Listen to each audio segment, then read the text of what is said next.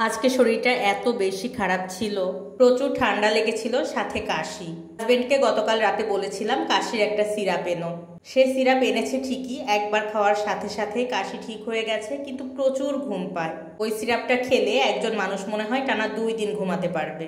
কিন্তু ঘুম পেয়েও কিছু করার নেই, কাজ তো করতেই হবে। কিছুর কাজ ডেলিভারি দিতে হবে, আর সেটা আজকেই।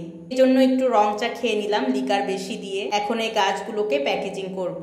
আপনারা যারা রেগুলার আমার ভিডিও দেখেন তারা তো জানেনই আমার গাছের ছোটখাটো একটা বিজনেস আছে। আমি কিন্তু দূর দূরান্তেও গাছ ডেলিভারি দিই, সুন্দরভাবে প্যাকেজিং করে হোম ডেলিভারি পাঠাই। হ্যালো এভরিওয়ান, আসসালামু আলাইকুম, কেমন আছেন সবাই? আজকে গাছ প্যাকেজিং করার সাথে সাথে আপনাদের সঙ্গে একটা দুঃখের কথা শেয়ার করব।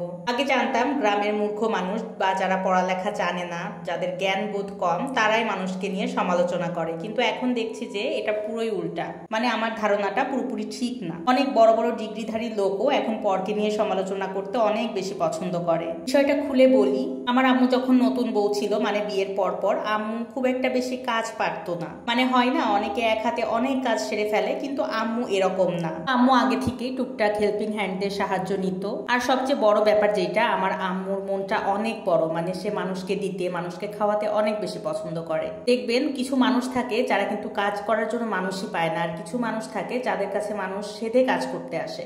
তো আমার আম্মু তেমনই একজন মানুষ, তার দেওয়ার হাত এত বেশি যে মানুষ তার কাছে আসে। তো কিছুদিন ধরে মানে একটা গোষ্ঠী আছে, তারা পাড়ায় খুব সমালোচনা করছে যে আমার আম্মুর এত কাজের লোক কেন।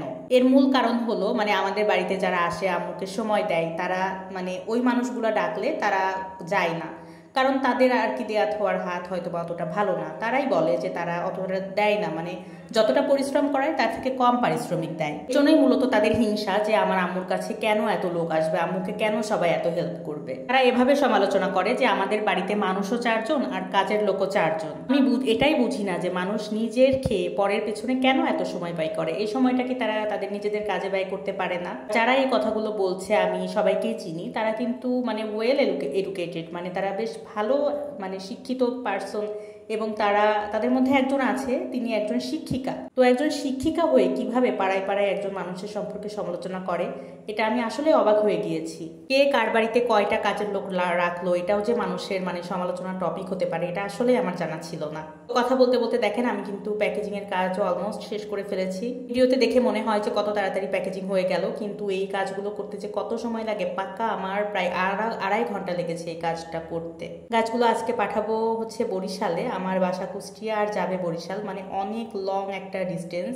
এই জন্য খুব সুন্দরভাবে আমি প্যাকেজিংটা করে নিয়েছি। তো যাই হোক, প্যাকেজিং এর সাথে সাথে আমার মনের যে কষ্টের কথাটা আপনাদের সঙ্গে এটাও শেয়ার করলাম। আসলে আমাকে বললে হয়তো আমার গায়ে লাগতো না, কিন্তু আমার আম্মুকে নিয়ে বলছে, পাড়ায় পাড়ায় বলে বেড়াচ্ছে, এটা আমার কাছে খুবই খারাপ লাগছে। তো যাই হোক, আমার ভিডিওটা অলমোস্ট শেষ। সবাই ভালো থাকবেন, সুস্থ থাকবেন।